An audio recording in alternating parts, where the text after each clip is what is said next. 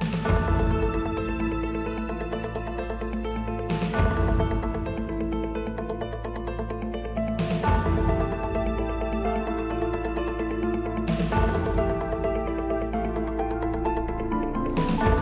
I'm Steve Bursler, along with Francis Pileggi, taking a look at a few recent decisions by Delaware courts affecting corporate and business law.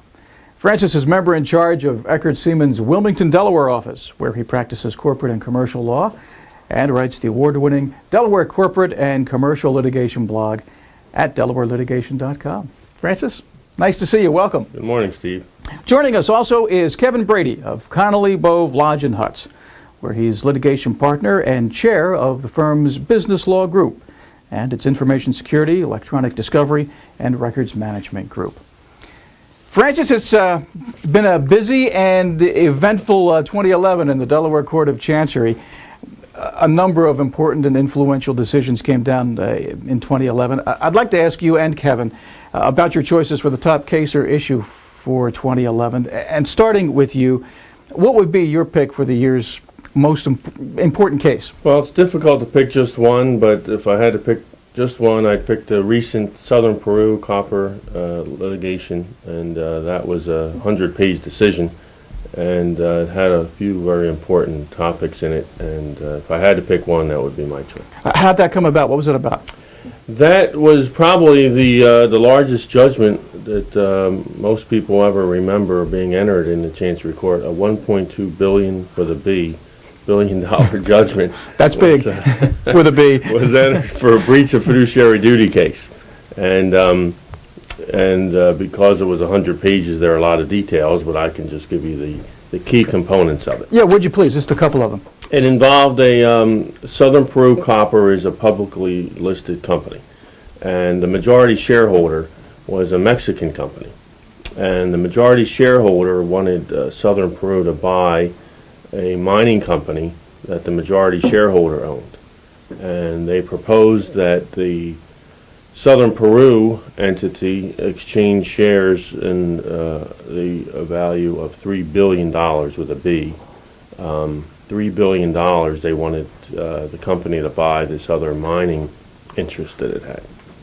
And they set up a special committee, and the special committee initially determined that the mining company that the majority shareholder wanted Southern Peru to buy wasn't worth $3 billion. Mm-hmm. So instead of just rejecting it, they tried to massage the numbers, tried to make the mining company appear to be worth more than it was really worth. Tried to make Southern Peru, at least the value of the shares of Southern Peru, worth less than they were really worth. So they tried to massage the numbers and the valuations to fit a square peg into a round hole, so to speak.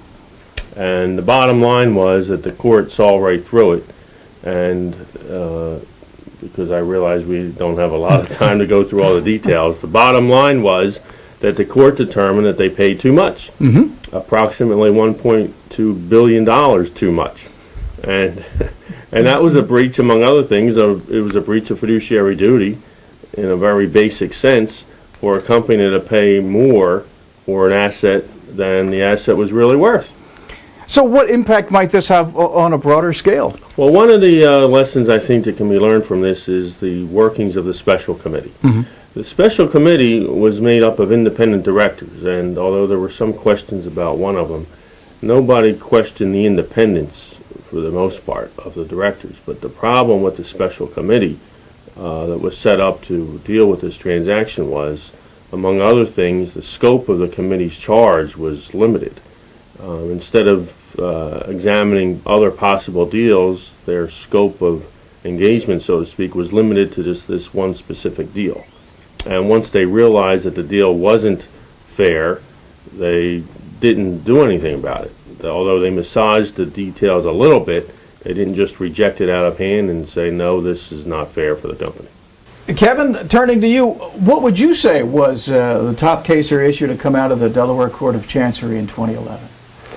Steve, my preference for the top case would be the Airgas case, Airgas versus Air Products, which is a case that came out early in the year, February 2011.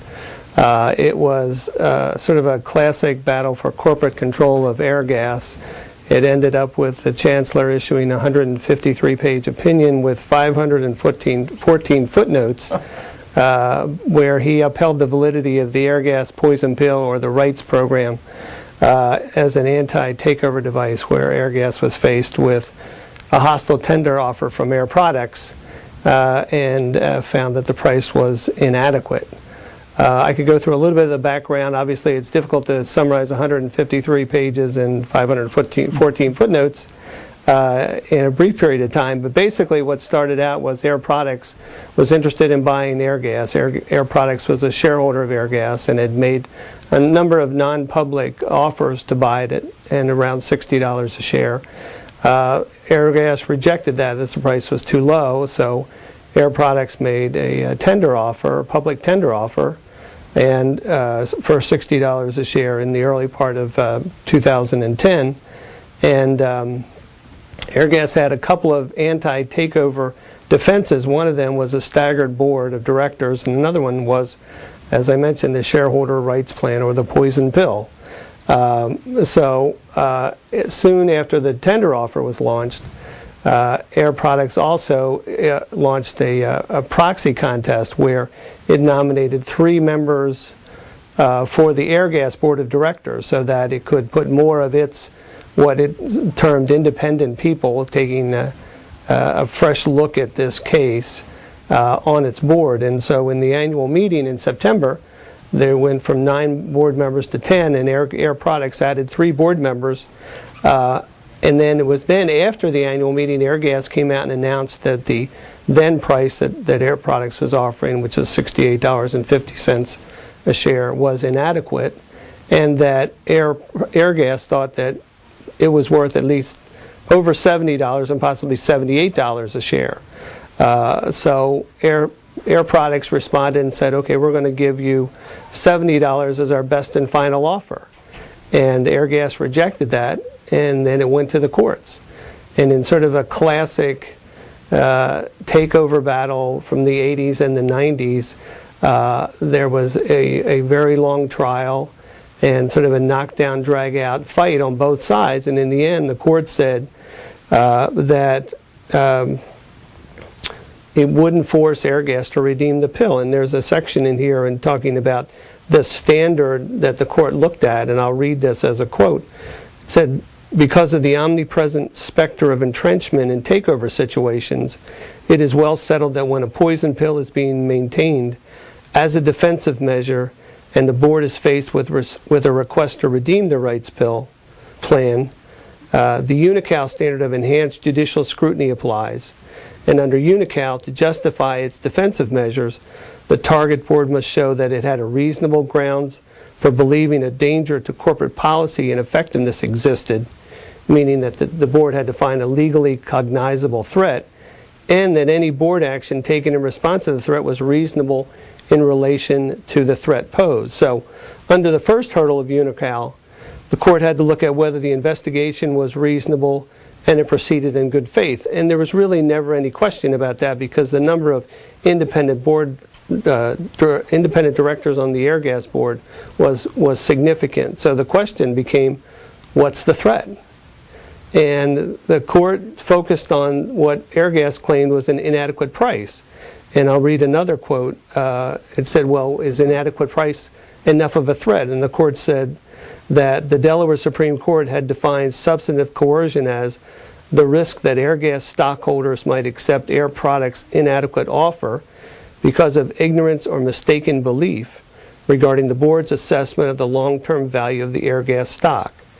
In other words, if management advises stockholders in good faith that it believes Air Products' hostile offer is inadequate because in its view the future earnings potential of the company is greater than the price offered, Airgas stockholders might nevertheless reject the board's advice and tender their shares.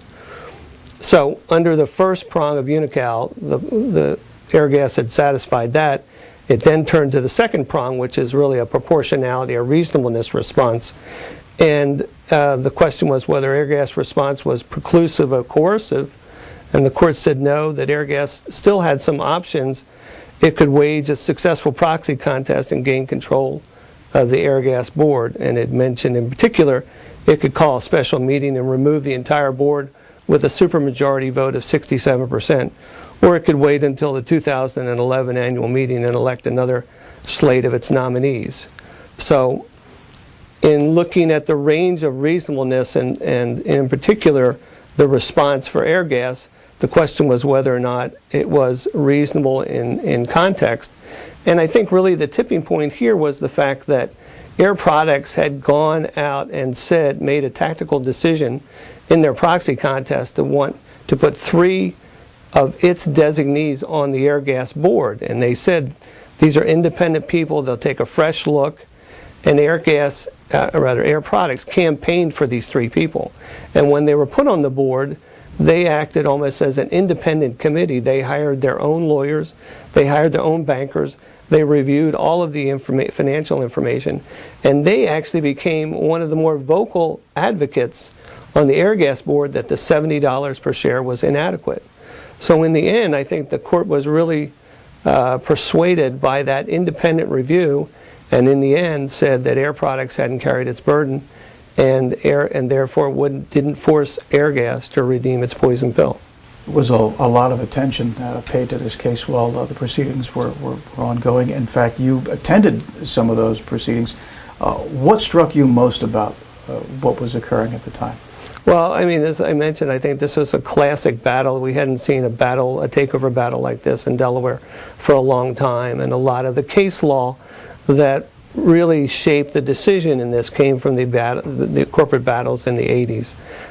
This is clearly a decision for the ages. This was Chancellor Chandler's swan song because this was the last major decision he issued before he stepped down from the bench. And I think really in terms of how he presented the case, how he discussed things, you could take that decision, put a binding on it, and it would be a primer on corporate law. I think it was really a classic example of what the Delaware Court of Chancery and the Delaware Supreme Court do in terms of their rulings regarding Delaware corporate law and the explanations that they give. Yeah, that definitely was one of the top cases for the year, no doubt.